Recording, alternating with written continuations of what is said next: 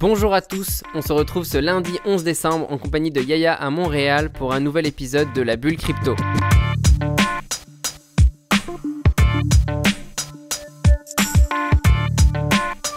Cette semaine, on essaie toujours notre nouvelle formule des news où on va en fait explorer les événements marquants de la semaine à venir dans le monde des crypto-monnaies. On va commencer avec les futures, les contrats à terme du Bitcoin qui ont été lancés il y a quelques dizaines de minutes au moment de l'enregistrement de cet épisode.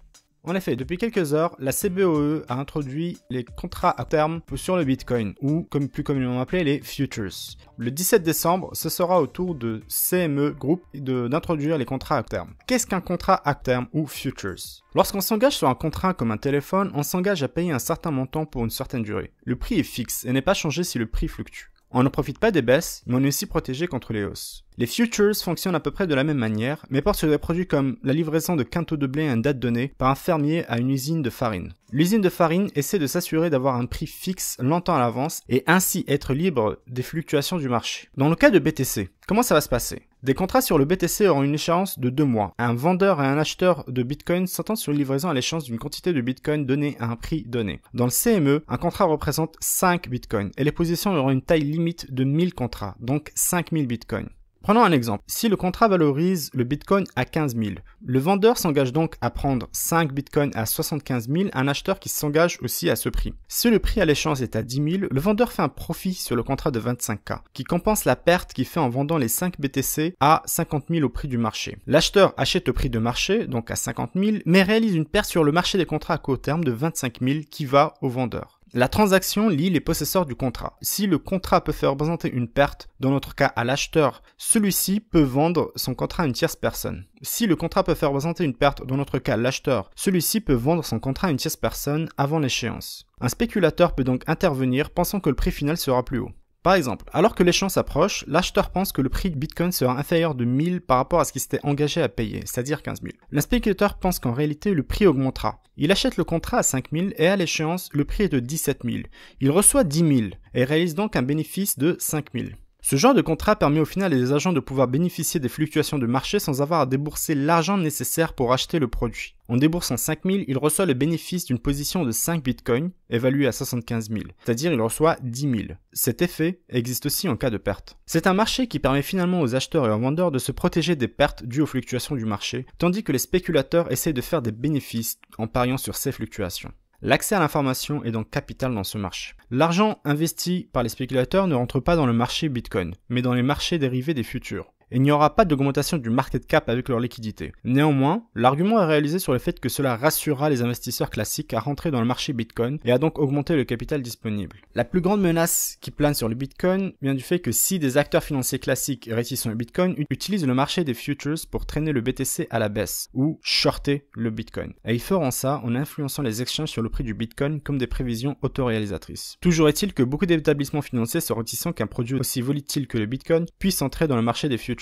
Le groupe CME, qui lance les contrats le 18 décembre, fera en sorte que les échanges de contrats soient interrompus si la valeur fluctue de plus de 7% pendant la journée, dans un premier temps. La limite sera de 13% ensuite, et puis enfin à 20%. À l'heure de l'enregistrement, les contrats court terme Bitcoin viennent d'être introduits au CBOE. Le site de la CBOE est depuis quelques dizaines de minutes hors ligne. Donc les futures, c'est un petit peu la grande news pour Bitcoin pour cette semaine. On va maintenant parler de news un peu moins importantes, mais tout de même qui risqueraient d'impacter les crypto-monnaies concernées. Donc tout d'abord, le 11 décembre ou le 12 décembre, il devrait y avoir le hard fork de Ethereum Classic. Ethereum Classic est né en juillet 2016 suite à l'incident DAO d'Ethereum qui a entraîné la création d'Ethereum Classic. Et dans ce hard fork, Ethereum Classic va en fait mettre en place une limite à la création de coin Ethereum Classic. Donc il y a eu une nouvelle roadmap qui a été annoncée et qui montre que la récompense de bloc va diminuer de 20% à partir du bloc 5 millions. La récompense de bloc va continuer à diminuer de 20% tous les 5 millions de blocs jusqu'au moment où en fait il n'y aura plus d'Ethereum Classic qui seront créés. Normalement, d'après les estimations actuelles, il devrait y avoir un total de 210 millions d'Ethereum classiques à la fin et il ne devrait pas y en avoir plus que 230 millions. Donc ça devient une différence de plus entre Ethereum classique et Ethereum car pour Ethereum, le total cap final n'est toujours pas connu. Le 12 décembre, il va y avoir le halving, donc la division par 2 de la récompense de bloc de Vertcoin. Ça devrait se produire normalement au bloc 840 000, donc autour du 12 décembre. Quelques mots sur Vertcoin rapidement qui a été créé en 2014 pour essayer de contrer la centralisation du minage de Bitcoin. Bitcoin et qui suit un schéma où en fait la récompense de bloc est divisée par 2 régulièrement. Elle va être réduite cette fois de 50 à 25 coins par bloc miné. Il va y avoir normalement au total à la toute fin de Vertcoin un total de 84 millions de coins, ce qui est 4 fois plus que Bitcoin.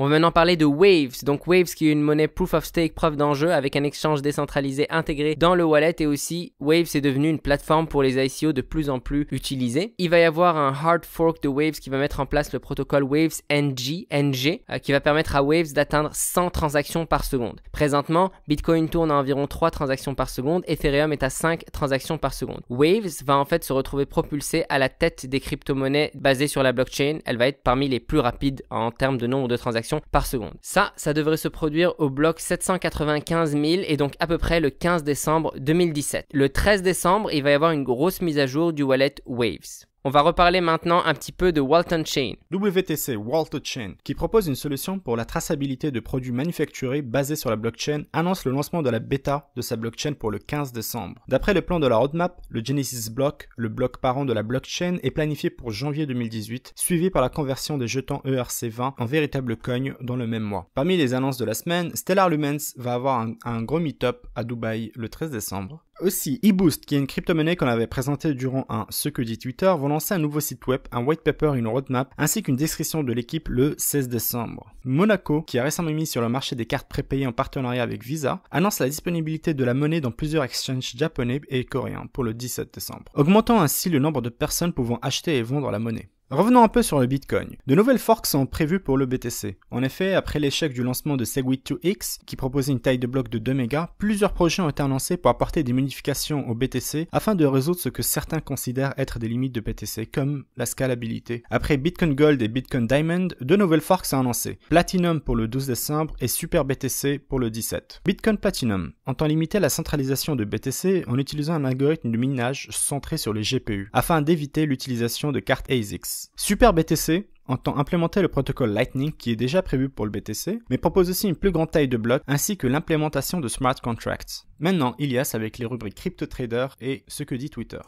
Comme toutes les semaines, on vous présente notre rubrique Crypto Traders. Donc Crypto Traders Signals est une chaîne Telegram qui offre des signaux pour le trading et vous pouvez les joindre à partir de notre groupe Telegram. Donc c'est Kyo qui s'en charge, il est disponible sur notre channel, vous pouvez discuter avec lui. Vous pouvez regarder leur chaîne et consulter leurs derniers résultats. Kyo et sa team proposent un abonnement pour une chaîne premium. La chaîne gratuite n'est pas abandonnée, il y aura toujours des nouvelles et des signaux dessus, mais elle sera forcément moins active. Maintenant, si vous voulez accéder à l'abonnement premium, sachez qu'ils vous offriront un rabais de 20% si vous leur dites que vous venez de la part de la bulle crypto. Ce qui est intéressant ici, c'est que vous allez aussi aider le podcast car on pourra toucher une petite portion de ce rabais qui nous aidera à continuer à faire le podcast aussi bien qu'on le fait actuellement. Pour y avoir accès, il suffit de signaler lors de votre abonnement que vous venez de la communauté de la bulle crypto. Et comme d'habitude, donc la news de cette semaine, c'est la sortie de la version 3 en bêta de Neos. Donc Neos qui est une crypto-monnaie qui est un fork de Bitcoin qui date d'août 2014. C'est une preuve de travail qui utilise le même algorithme de minage que le Bitcoin. Il y a plusieurs fonctionnalités intéressantes dans cette monnaie, comme par exemple la possibilité de récupérer ses fonds en cas de vol. Il y a la possibilité de faire du trading dans le wallet avec plus de 21 coins. Donc la bêta de la version 3 va être disponible le 15 décembre. Enfin, toujours à propos des partenariats, on voulait vous parler encore une fois de Cryptost. Donc si vous ne connaissez pas son site, allez jeter un œil, c'est cryptost.fr. Il y a régulièrement dessus des fiches explicatives sur les crypto-monnaies, des guides,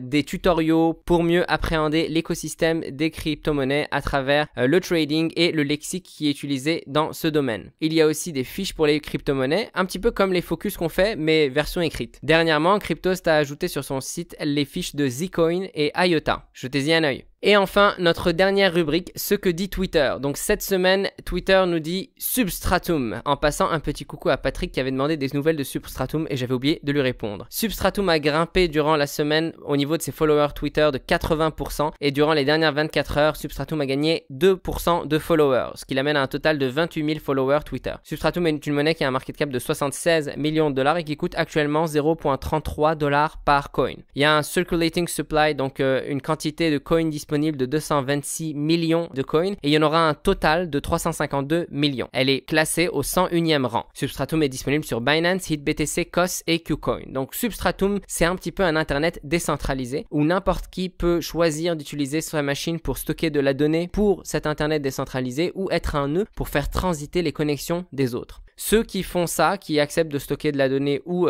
des nœuds, sont payés en crypto-monnaie. Donc ça permet d'être privé et anonyme et ça permet en fait d'avoir un deuxième internet dans l'internet qui respecte les conditions de Substratum, à savoir privé, anonyme, et n'importe qui peut servir de nœud pour l'internet. Donc vous pouvez déployer votre propre réseau internet grâce à Substratum. Jetez-y un œil si vous trouvez ça intéressant.